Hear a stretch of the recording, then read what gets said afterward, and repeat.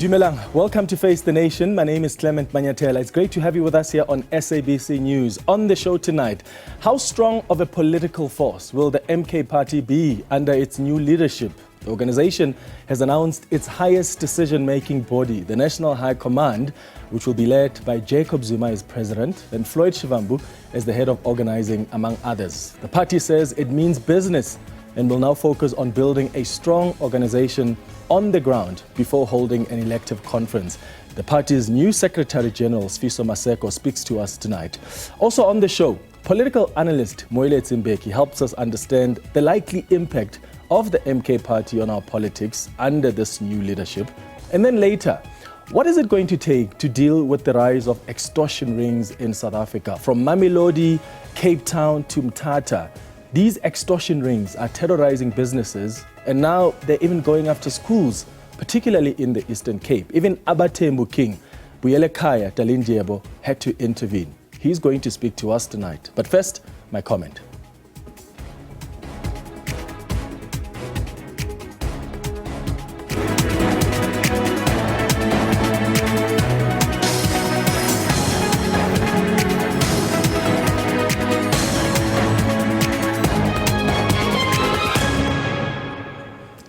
So, the MK party has unveiled its leaders. The organization announced members of the National High Command, which is its highest decision-making body, comprising of about 8 officials. There will be additional members not exceeding 45. Now, this leadership structure will be led by Jacob Zuma as president of the organization. His deputy is Dr. John Hlophe, the former police minister. Remember him? Natin Tleko? Well, he's the national chairperson of the MK party. The Secretary General is Dr. Sifiso Maseko. The National Organiser is Floyd Shivambu, who just left the EFF last week. And this is just among other positions in the top 8 leadership structure. Now, the party's Secretary General did indicate earlier today during that press briefing that this is the leadership that will help stabilize and build the party on the ground. But how consistent is this leadership going to be, given that the Secretary General himself is, the 5th SG in less than 8-9 months of the MK party? Well, MK party President Jacob Zuma addressed this particular matter. He said they will continue to make leadership changes if people don't do their job or if leaders become lazy or become divisive. This is what he had to say. We have had the SGs with Sanulo, but before we finish a year, it's a 5th one. Because we said nobody does something wrong, we're going to tolerate.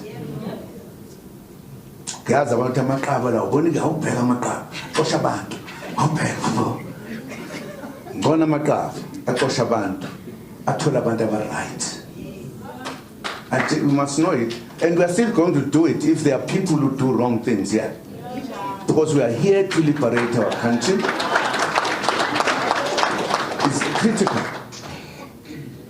Nina ke bese nibhala niyajabula ke nango futhi saqosha umuntu. You are not even asking kwenze njani. We mean serious business. Floyd Shivambu also spoke at that briefing for the first time, actually, since publicly, that is, since he left the EFF and since Julius Malema basically accused him of betraying the movement. And this is what he said. Some people will say, you are betraying me. Where does that enter? And you don't even once suggest that I'm betraying the revolution. I will never betray the revolution. Because we're not in the business of trying to please each other's egos here. We're in the business of building a revolutionary movement that is going to emancipate the black majority and Africans in particular, and we're unapologetic about that. He also said that if he is removed as organizer, he will remain an MK member. And if for some reason he gets removed as an MK member, he will be a volunteer. Now, the question probably on many people's minds, perhaps more so on MK party supporters' minds, is when is the elective conference going to be so that members elect their leaders? Well, there won't be an elective conference until there is stability in the party and there's presence of the party in all corners of South Africa.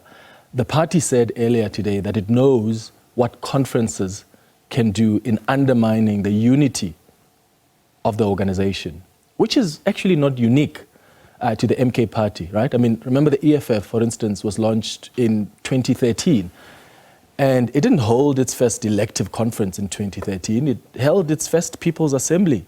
I think it was in 2014, if I'm not mistaken. Here's President Jacob Zuma explaining why they're not interested in holding an elective conference soon. Part of the reason we have said we don't need conferences for now, as we are establishing our party. Because conferences have become fake. People use money, they buy people to vote for them and do everything. No, we are saying that is not going to happen to Umkhonto WeSizwe. No. That is why we are saying we are not interested in the conference, nice things there, spending a lot of money before we consolidate as a party to be a party that every citizen in this country respects. So it looks like the party has people with skills and experience to help it grow, doesn't it? Well, at least in my view. I mean, Nathi Nhleko was the national organizer for the party before the elections, and look at how the party has performed. And I know some of you may argue that, well, former President Jacob Zuma was the pull factor, but he was on the ground, Nathi Nhleko. Floyd Shivambu is also a good catch for the MK party, whether you like him or not. He has the experience, he's got the brains, and there are other people in the leadership who can contribute in building a stronger MK party that is not just a Zuma party, but a broad church, to steal from the ANC. So, what do you think of this leadership? The MK party leader said from now on, they're going to build the party's infrastructure on the ground. They want to be a strong force in the upcoming election. But can they be? So the question I'm asking you tonight is, what do you make of this leadership announced by the MK party? And what do you think this means for the future of this party? Please send us a WhatsApp voice note right now on 078-459-1897. Remember to tell us your name and surname and where you're sending that voice note from. And please keep it at 30 seconds. Alternatively, you can send us an X on @FaceTheNation SABC.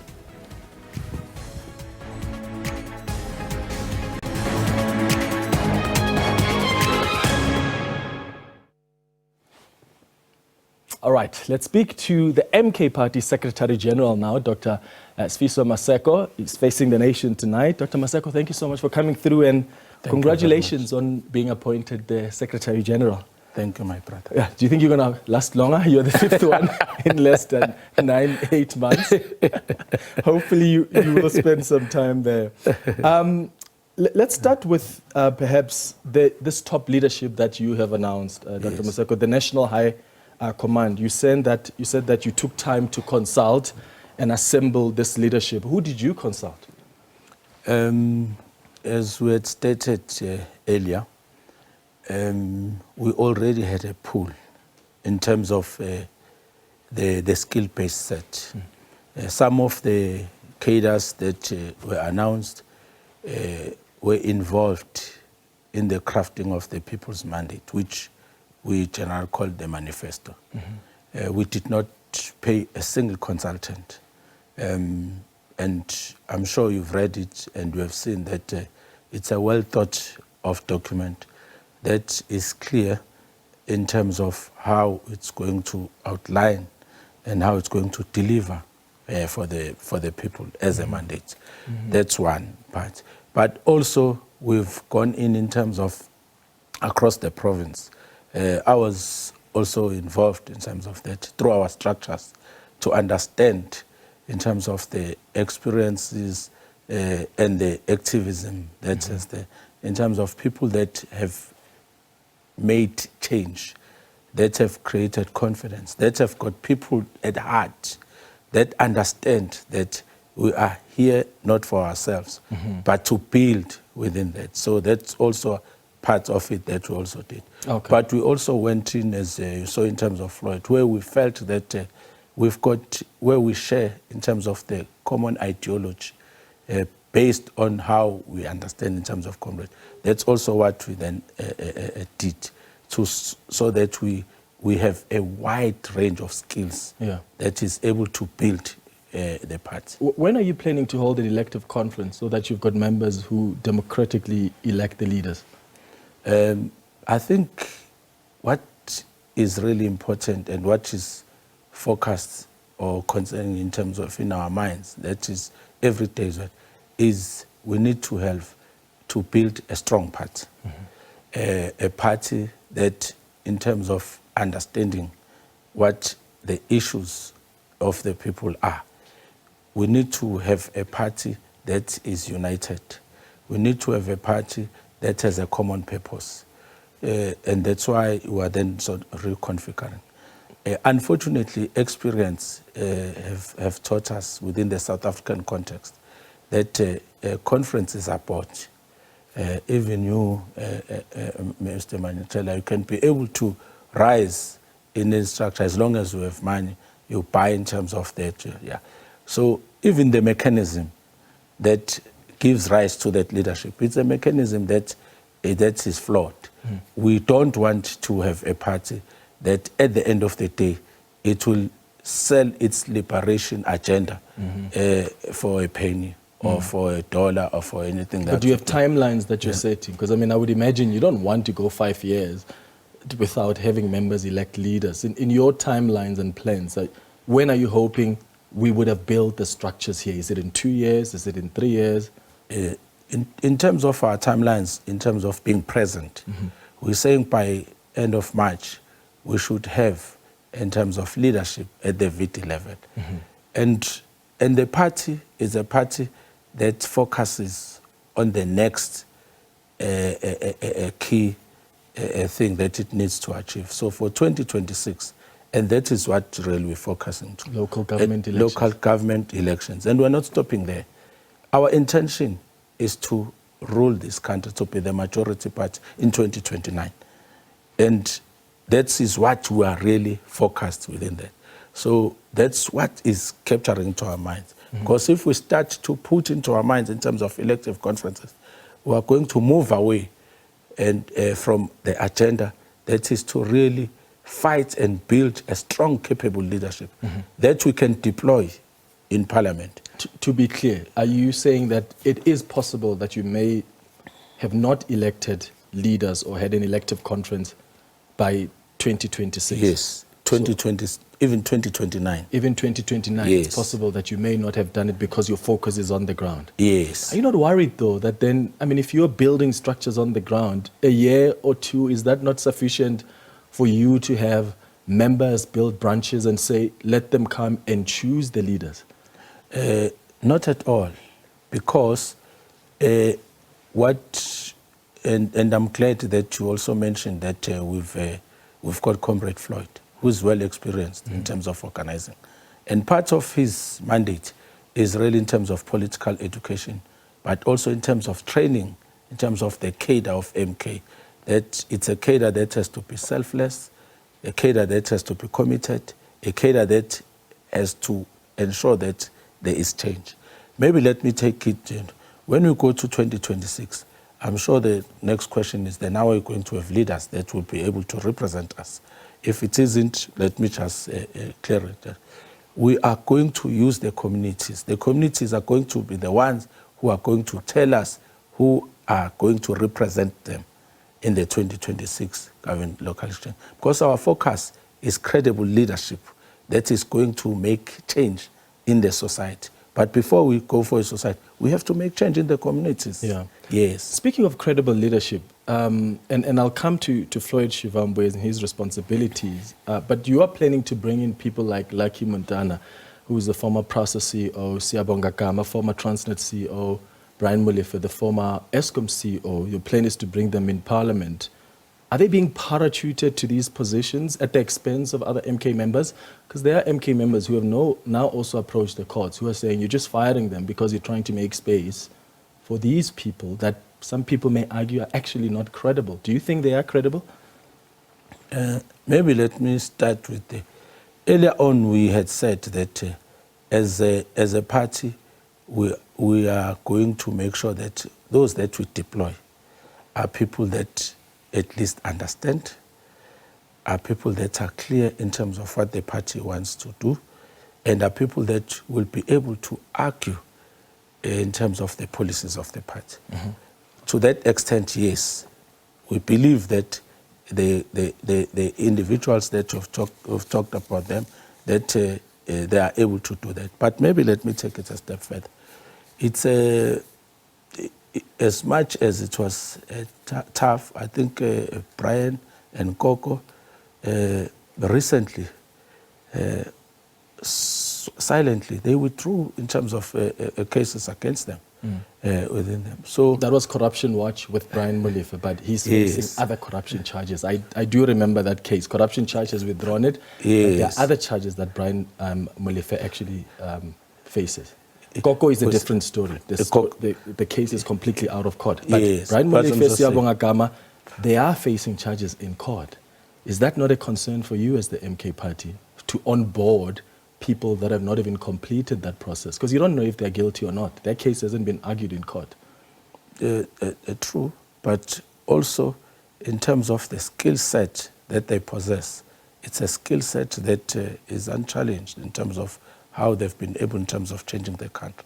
And we don't want to interfere with the courts. We respect the courts as well. And I think at a particular point, when the cases are articulated, the party will be in a better position to be able to. But at the moment, you correctly say the facing charges is... If they are found guilty? I think that's at that point, that's when the party will be able to articulate its position. All right. You mentioned about Floyd Shivambu and the kind of contribution he brings to the party. I mean, he's got the experience, he's got the skills, he's quite a smart politician. This is someone who's also quite educated. But how do you balance the need to get people with the skills without overlooking MK members who have been with the party since the beginning, who feel like you are bringing in people when they are the ones that deserve to be appointed in parliament? But Floyd is not going to parliament. Yes, so I'm just using, for instance, Floyd is the national organizer. Someone else could say, I could have been the national organizer of the party, but other people could say, why are you bringing Brian Molefe? Why are you bringing in Siyabonga Gama? Where were they when we were campaigning on the ground? Why are you overlooking us when we were with this party from the beginning? What is interesting is that there's an assumption that the comrades were not part of the party. I mean, at some point, no one knew in terms of leadership of the party. At some point, you could see in terms of documents that were coming that you could say that were credible. But the face of the party was the president. So it is really not true that they've not been part of the party. And the party, in terms of the choice of the party, it's not a knee-jerk consequence. It's people that have assisted in terms of the party to find the party where it is.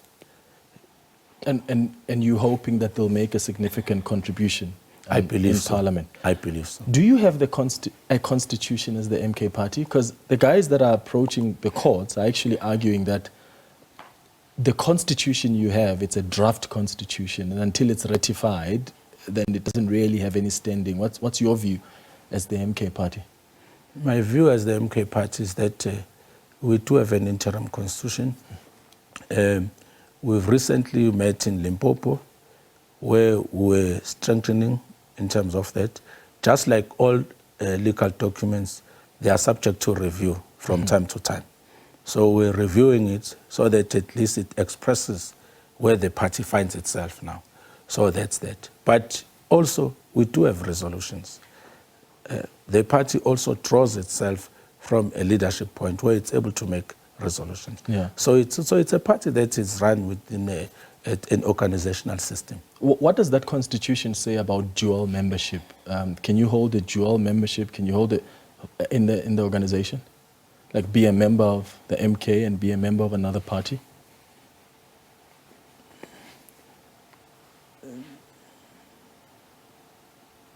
I think when you look in terms of when you join in terms of MK, you join an MK and you become a volunteer within MK, and you become an activist within MK. And that's what our constitution is concentrating on. It's concentrating in terms of, we must have in terms of members that we've had from the philosophy and ideology that they align with the Pan-Africanism approach. They believe in the liberation agenda that the party is. And that's what really the party is focusing on. So if Clement wants to join the MK party, but he's also a member of the EFF or a member of the DA or Action SA, whatever party, is that allowed as per the constitution of the MK party? Yeah. I believe that if Clement were to be a member, Clement will resign from where he is, because Clement, when you look in terms of different parties, I don't think we share the same ideology. Where ours is on the left, we're a progressive force in terms of that. And that is why the president was saying he believes that all progressive forces should strive to have unity and have one political party that it is aligned and has got a similar agenda. So if that's what we're focusing on. If that is not allowed, why is the former president allowed to hold the membership? Because he's a member of the MK party and he's a member of the ANC until this expulsion now. And it was always okay with the MK party. Even when I've spoken to the MK spokesperson before, he said, yeah, he's a member of the ANC, he's a member of the MK party. If your constitution doesn't allow an ordinary member to hold dual membership, why are you allowing the president of the MK party to do that?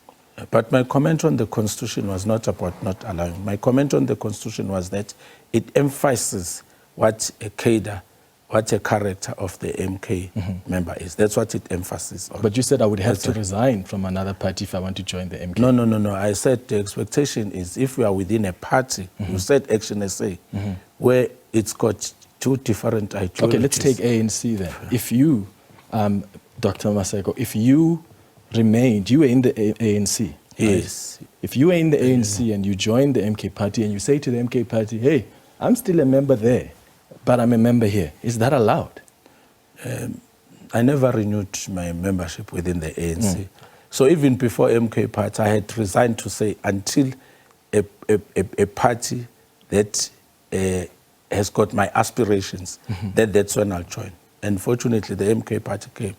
And then I said, this is the party I'll be able to align to. Yeah. So that's why I'm saying that the constitution, our constitution, is not expressing in terms of dual membership. Our constitution concentrates on the ideology that when you join this party, this is the ideology. That's what I'm trying to Okay, so then if there's other people who may still claim to be members of the ANC and they're members of the MK party, you're not going to have an issue with that because your constitution is not expressly clear on that particular matter. I think your question is referring to the president. And I'm sure but I'm trying to broaden it because the president, I mean, obviously, but I would also believe, you guys as the MK party, you believe that, Jacob Zuma also must respect the rules, the code of conduct of the party, the constitution of the party, whatever expectation of the party has. Otherwise, what kind of leadership is that where you say, all of you are not allowed to do this, but Ubaba can do it? That's what I'm trying to understand, which is why I'm broadening it, that if you are saying that it's okay for the former president as the MK party to have an ANC membership, have the MK party membership, how do you go to your members and say you can't do that? But Clement, I'm saying it again, I'm saying that our constitution focuses on the character of that. The constitution is not talking about in terms of... So you won't have an issue with members who do that?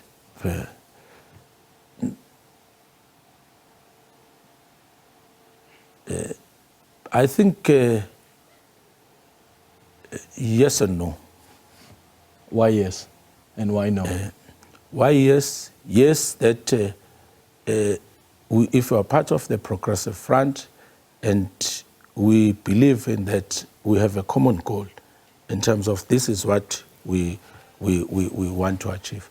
They know because you can't be have a different ideology and come and then say, I want to be a member of the MK party. Because we can't, I mean, ideology is an ideology, and we pride ourselves in terms of the ideology that we carry. Okay, I'll leave it there because it's a yes and no. Okay, let's talk about election results. Do you still believe as the MK party that the election results were rigged? Yes, the election results had serious inconsistencies. But you withdrew your court application to challenge them in court? But I think there was a statement that the organization issued to that effect, that it was for technical reasons. The matter is, for that fact, the matter is going ahead. Yes. We are at a stage where we'll then resubmit in terms of... So you're still planning to resubmit in the next month, but before the end of this year?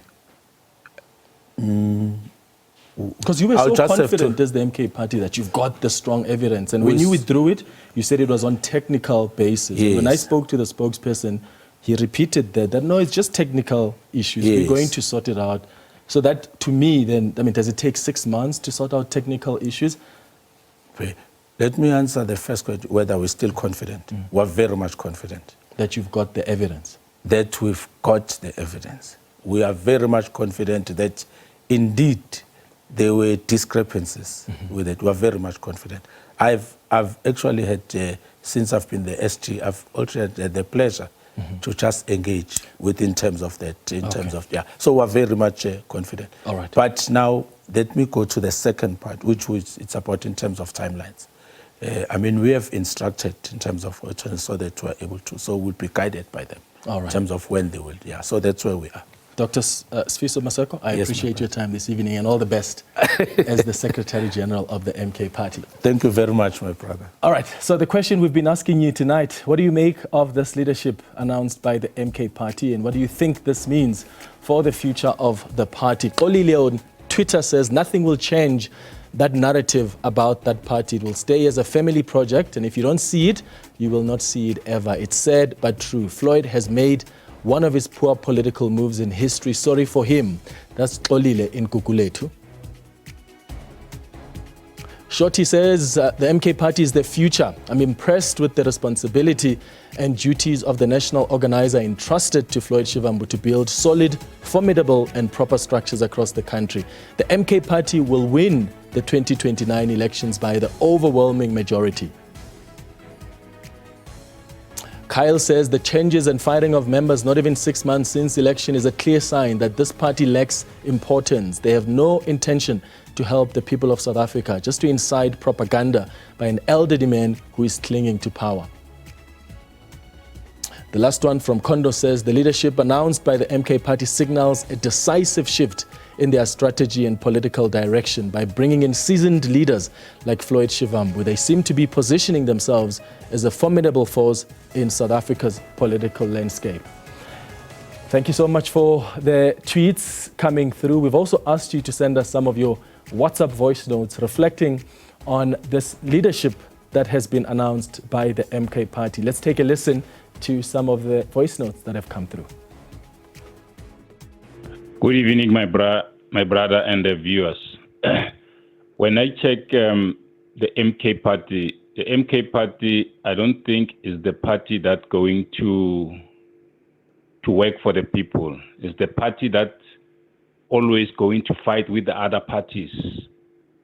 As I'm checking, I don't think it will work for the people. I don't think they can lead this country. You're speaking with Raison Goveni from Guyani at Gandaland Village. Thank you. I am Darlington Mangena from Pretoria. Oh, Floyd Shivambu is the best for MK party. This is Paris from Pretoria. Good evening, Clement. I think for Floyd Shivambu to be amongst the top 8 of the highest decision-making people in the MK, assist MK to establish itself outside KZN, because many people have that thought that MK is a KZN party. So for it to have someone outside from KZN, I think it will boost its ground. Evening, Clement. This MK party is going to be a force to reckon with. The type of personnel that they have, they've got very, very vibrant guys, hardworking, and I think the ANC must watch out. This is Mr. Ndlovu from Bulawayo, Zimbabwe. Simon Kotrikopis, Dumela Clement. If MKP is going to have this kind of leadership intact until the next elections, then there is no doubt that they will emerge victorious. They are having capable people, people with experience, people like Floyd, who has just disappointed us as the fans of our great EFF. Good evening. All right, thank you so much for your WhatsApp voice notes. After the break, political economist Moeletsi Mbeki is going to help us understand what the likelihood impact of this MK party and this leadership will be on our politics. We'll also touch on other issues as well. Stay with us.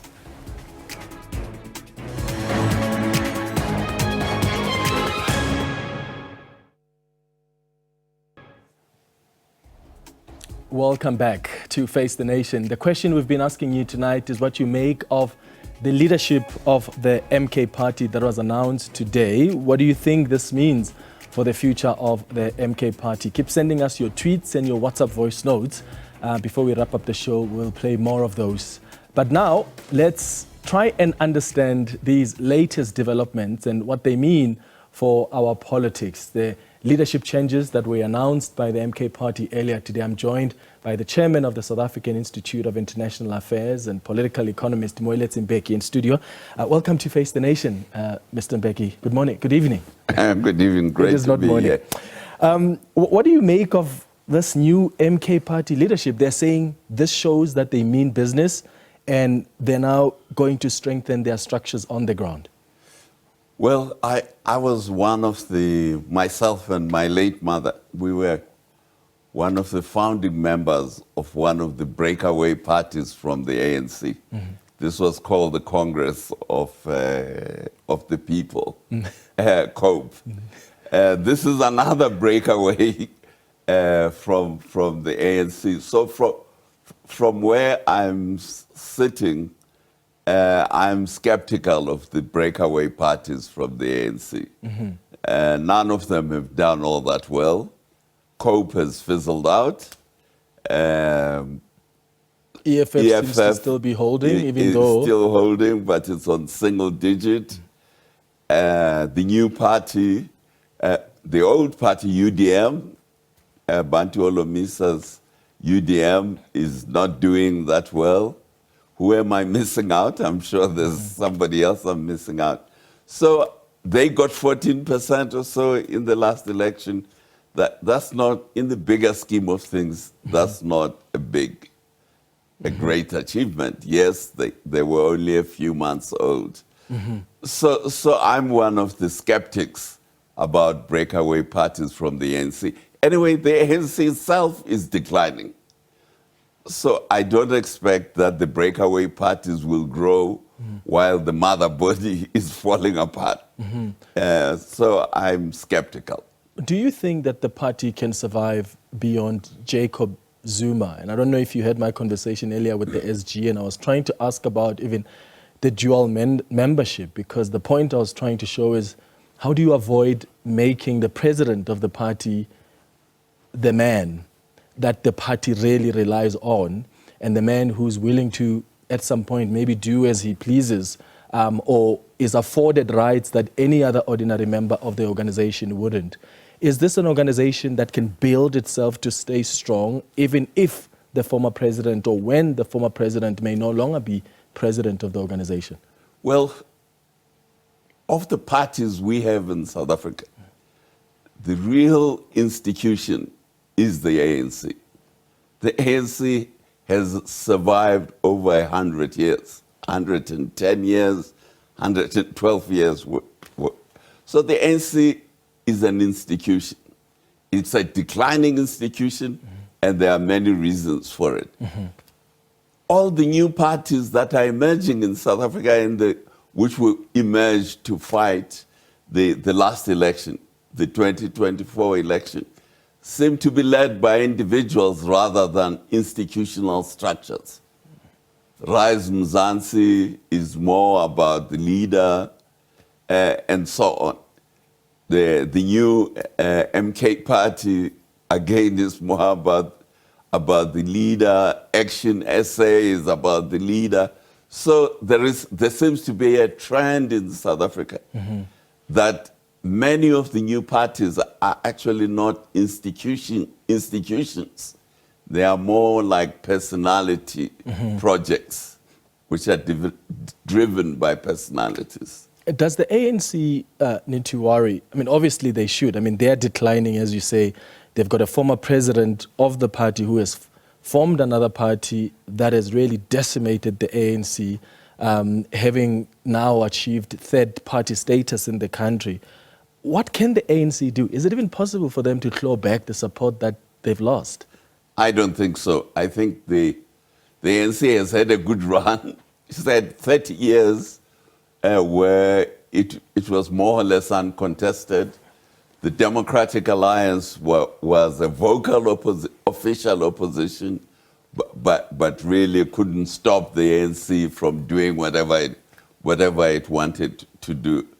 So I don't think these emerging parties are the problem for the ANC.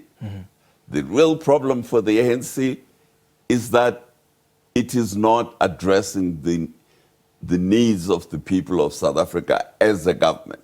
That is its problem. But now they've lost that opportunity when they have the overwhelming majority. Now they're co-governing with other political parties, well, majorly so with the DA and the other parties. And now you've got leaders of other political parties or members of other political parties who are rising up to the occasion, even in the GNU, which we'll talk about in a moment. But do you think there will still be an opportunity for the ANC to demonstrate that we care and we are going to address the triple challenges that they always talk about? Because now they are in this GNU. How possible is it that under this architecture of government, how possible is it for them to go after and address the very same challenges they wanted and have been failing to address over the years? The policies of the GNU are the policies of the ANC. There is nothing in the GNU agreement, in the statement of intent, as it's called, that calls on the ANC to change its policies. So the policies of the GNU are in reality the policies of the old policies of the ANC, like black economic empowerment and so on. They are still the policies of the present government. And those are the policies that have led to the ANC losing voters, losing support. So my expectation is the ANC continuing, or under the guise of the GNU, continuing with its old policies, is going to continue to lose support. Do you think what specific policies do you think have also contributed to the decline of the ANC? Do you think BEE is one of them? Oh, BEE is one of the main policies.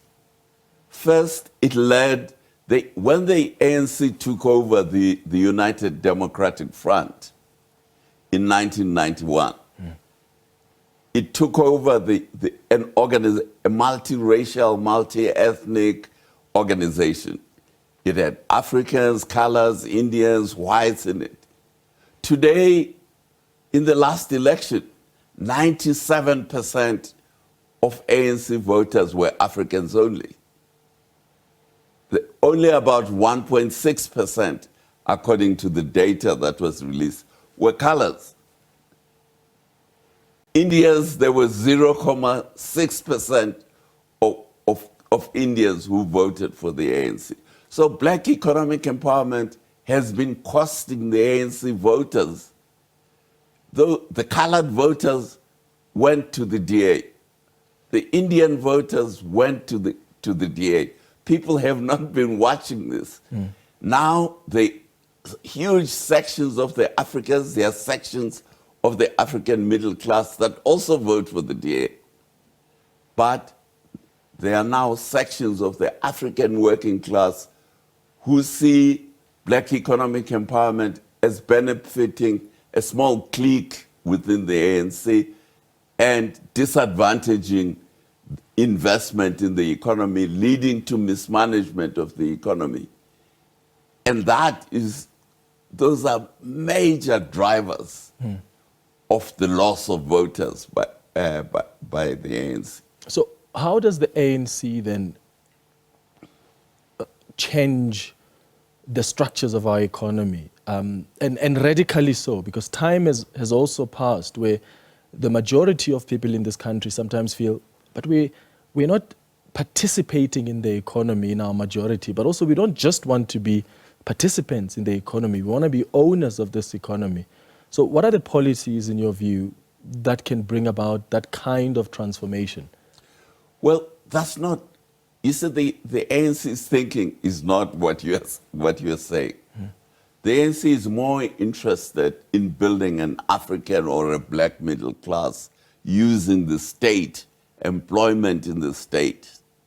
So what has happened, one of the key policies of the ANC is to build this hugely bloated public service, which is very highly paid, but actually not very competent, which has led to the problems we have in municipalities, to the problems that the country has with the state-owned enterprises, the problems of Transnet, of South African Airways.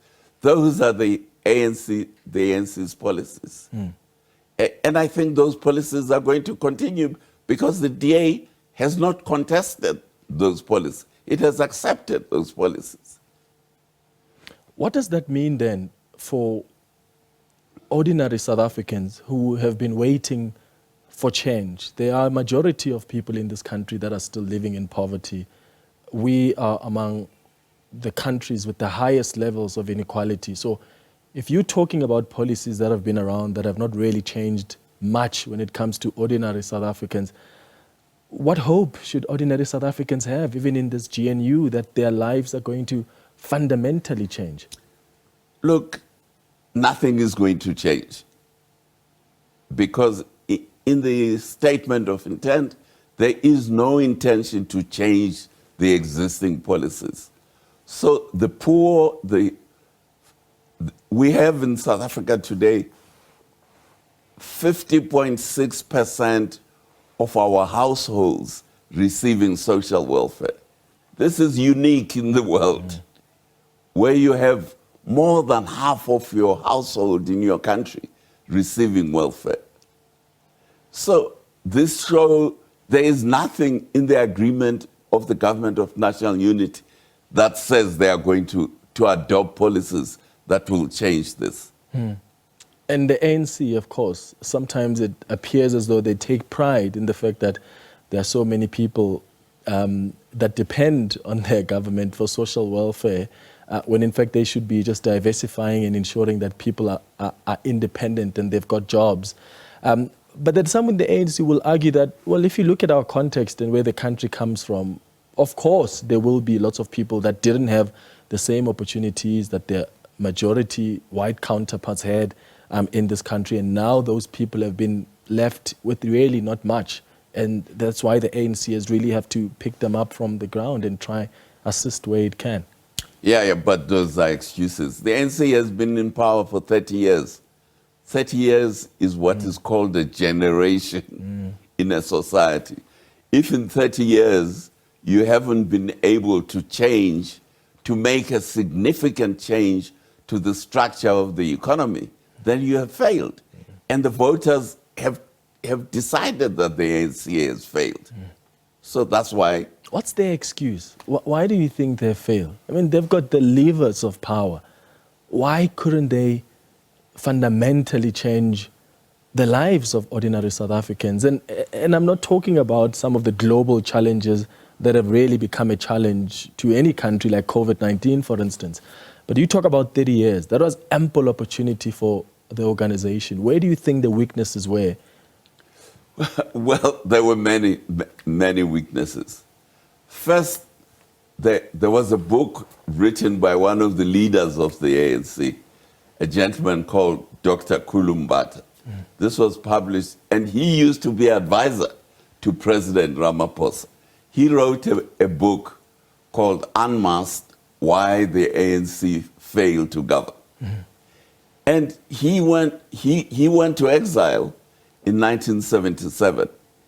And he was looked after the ANC until he came back, and he worked for the ANC. And he listed why the ANC was not prepared and was not preparing itself to govern the country. But the ANC had that document. What do they call it? Ready to govern. Yes, Isn't that the they had document that was ready meant to prepare them for the government? The easiest thing under the sun for a political party is to write a document. It is the doing that is important. I mean, they also have a document through the eye of the needle, which is supposed to be used to judge the kind of leaders that the ANC elects. But you look at the leaders they've elected over the years and you wonder where that eye of the needle document has been. So what do you think then of the GNU? Can it be sustainable over the next 5 years? And what are the chances that the so-called progressive parties may actually come together and challenge this kind of government in 2029? Well, I think the GNU is going to survive for the coming 5 years because, as I point out, the DA has no quarrel with the ANC's policies. It hasn't said it disagrees with the A. We have this hugely bloated civil service. The DA hasn't said the civil service must be reduced. It hasn't said black economic empowerment must be reduced.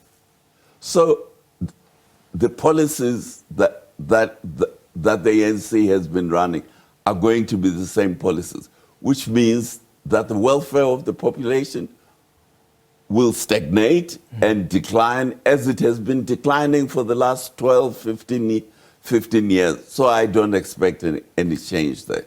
And what about the progressive forces? When Floyd Shivambu left the EFF, he said what he really cares about is the unification of political parties that share the same ideologies. And he made a reference to even the progressive forces coming together. Jacob Zuma earlier today, the former president, also mentioned the need for progressive forces to come together. Are we likely to see that?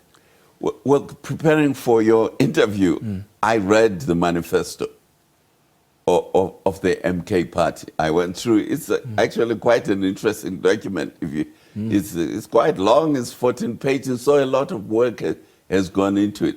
But there's nothing substantially different from what the ANC is doing now, to tell you the truth, in my view of reading the MK party's manifesto. Well, they don't believe in, what is it, Dutch Roman law? That's what Well, neither do I, but what difference does it make? Yeah. It doesn't. And what do you replace? Roman Dutch law is common law of South Africa. Now, they don't say what common law should replace Roman Dutch law. Yeah. They just say they don't believe. Well, I don't believe in Roman Dutch law either. I want some African law to replace the Roman Dutch law. But what is that African law? What is that African law? What does it look like? What does it look like? Yeah. And how is it going to stop conflict in our society? We have a lot of conflict in our country, in the families, in the household.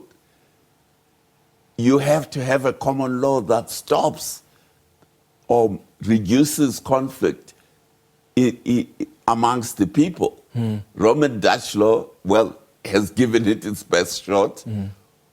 How is your African common law going to reduce the conflict? So you have to put on the table, what is this new African common law? It's not there in the manifesto. I read the manifesto this afternoon. They said earlier today that they will be holding a policy conference at some point. So maybe at that policy conference, they're going to be hearing a number of ideas on what that can look like. They've got people like Judge Dr. John Hlophe, who may or may not assist in putting together what that African kind of law will look like.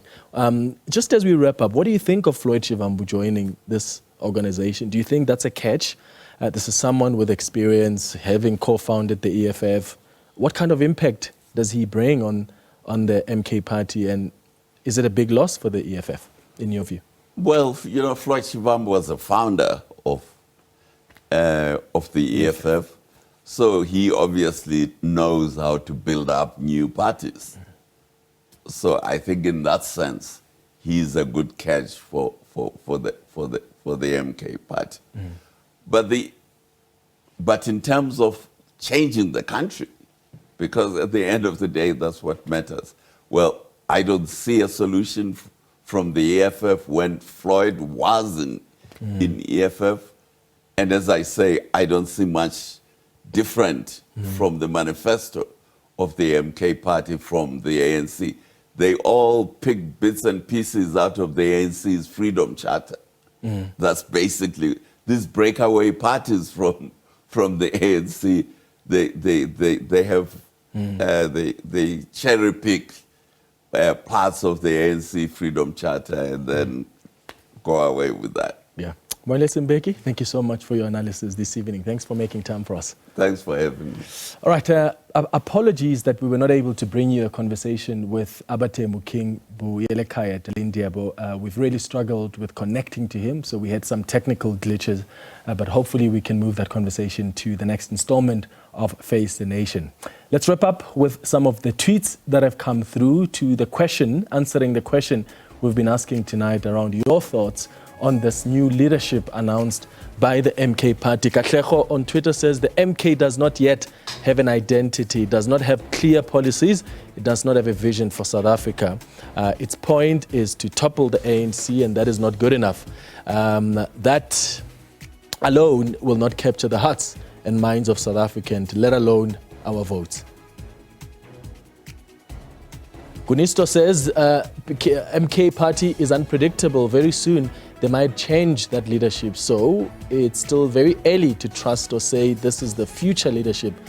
But good luck to the MK leadership. Jethro says, whatever strategy Comrade Zuma is planning, I can surely say that come 2026, my favorite political party, the ANC, will be in trouble in the local authority elections. Chakalasi says MK is less than 1 year and expected to be perfect just because it shook and changed the South African politics game. It's unfair to criticize them. Jacob Zuma mentioned many times that there are no permanent positions in the MK for now, which makes sense. He's trying to avoid opportunists. And we will wrap up with the voice notes that have also come through answering that question around whether or not this is the leadership in the MK party that can build stronger branches on the ground. As Jacob Zuma said earlier on, that is the mission now, to go and build the infrastructure so that the party is ready come the next elections. Here's some of what you've had to say on the WhatsApp voice note line. Implement. I think MK should have used National Elective Congress to elect their top 8 National High Command to avoid going to the court unnecessarily, because that is destabilizing them. They won't have enough time to build the party.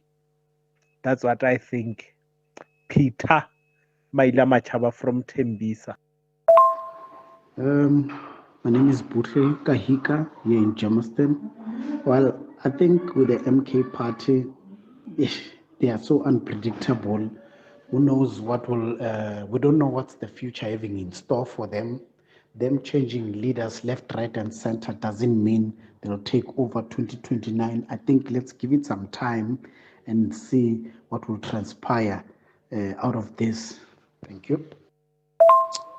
Yeah, I'm Mr. Bear from Newcastle. For me, the MK needs to speed up the formation of the structures, because if it wants to give confidence to the people of South Africa that it's not a cult following, that it's not the following of Zuma, but it's an organization that is going to stand even without Zuma in the future.